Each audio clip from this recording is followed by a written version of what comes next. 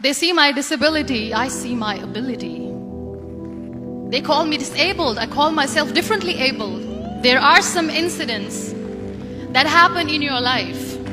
Those incidents break you, deform you, but they mold you into the best version of you. And the same thing happened to me. I was 18 years old when I got married. My father wanted me to get married. And all I said was, if that makes you happy, I'll say yes. And of course, it was never a happy marriage. Just about after 2 years of getting married, I met a car accident. Somehow my husband fell asleep and the car fell in the ditch. He managed to jump out, saved himself. I'm happy for him. But I stayed inside the car and I sustained a lot of injuries. The list is a bit long, don't get scared. The wrist was fractured. Shoulder bone and collarbone were fractured. My whole rib cage got fractured. And because of the rib cage injury, lungs and liver were badly injured. I couldn't breathe. I lost urinary bowel control. That's why I have to wear the bag wherever I go. 3 vertebrae of my backbone were completely crushed. And I got paralyzed for the rest of my life. I finally ended up in a hospital where I stayed for 2.5 months. I underwent multiple surgeries.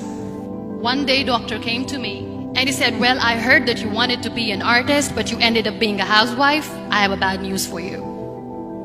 You won't be able to paint again because your wrist and your arm are so deformed, you won't be able to hold a pen again. Next day, doctor came to me and said, your spine injury is so bad, you won't be able to walk again. Because of your spine injury and the fixation that you have in your back, you won't be able to give birth to a child again. That day, I was devastated. I asked my mother, why me? And that is where I started to question my existence. Why am I even alive? And that is where I realized that the words have the power to heal the soul. My mother said to me, this too shall pass. God has a greater plan for you. I don't know what it is, but He surely has. And in all that distress and grief, somehow or the other, those words were so magical that they kept me going.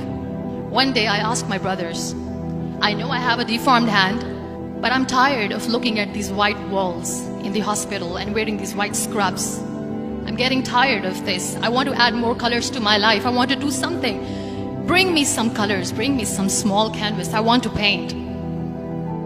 So the very first painting I made was on my deathbed, where I painted for the very first time.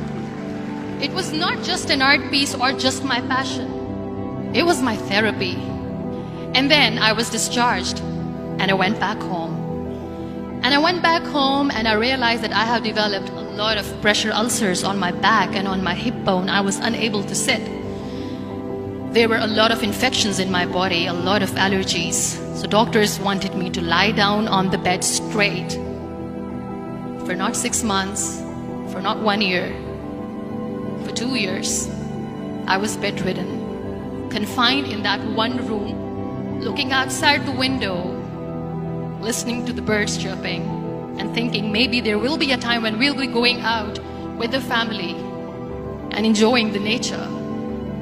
That was the time where I realized how lucky people are.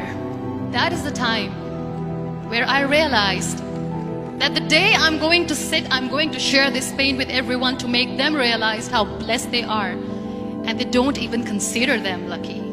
That day I decided that I'm going to fight my fears. We all have fears. Fear of unknown, fear of losing people, fear of losing health, money. We want to excel in career, we want to become famous, we want to get money. We are scared all the time. So I wrote down one by one all those fears. And I decided that I'm going to overcome these fears one at a time. You know what was my biggest fear? Divorce. I was trying to cling on to this person who didn't want me anymore, but I said no. I have to make it work. But the day I decided that this is nothing but my fear, I liberated myself by setting him free. And I made myself emotionally so strong that the day I got the news that he's getting married, I sent him a text that I'm so happy for you and I wish you all the best. And he knows that I pray for him today. Number 2 was, I won't be able to be a mother again. And that was quite devastating for me. But then I realized there are so many children in the world, all they want is acceptance. So there is no point of crying, just go and adopt one. And that's what I did. People think that they will not be accepted by the people because we, in the world of perfect people, are imperfects. So I decided that instead of starting an NGO for disability awareness, which I know will not help anyone, I started to appear more in public. I started to paint. I decided that I'm going to join the national TV of Pakistan as an anchor person. And I've been doing a lot of shows for the last 3 years. I became the National Goodwill Ambassador for UN Women Pakistan. And now I speak for the rights of women, children. We talk about inclusion, diversity, gender equality, which is a must. Every time I go in public, I always smile. It's always a big toothy smile on my face. And people ask me, don't you get tired of smiling all the time? What's the secret? I always say one thing, that I have stopped worrying about the things that I have lost, the people that I have lost. Things and people who were meant to be with me are with me. And sometimes, somebody's absence makes you a better person. Cherish their absence. It's always a blessing in disguise. Live your life fully. Accept yourself the way you are. Be kind to yourself. Be kind to yourself. I'll repeat, be kind to yourself, and only then you can be kind to others. Love yourself and spread that love. Life will be hard. There will be turmoils, there will be trials, but that will only make you stronger. So when you accept yourself the way you are, the world recognizes you. It all starts from within.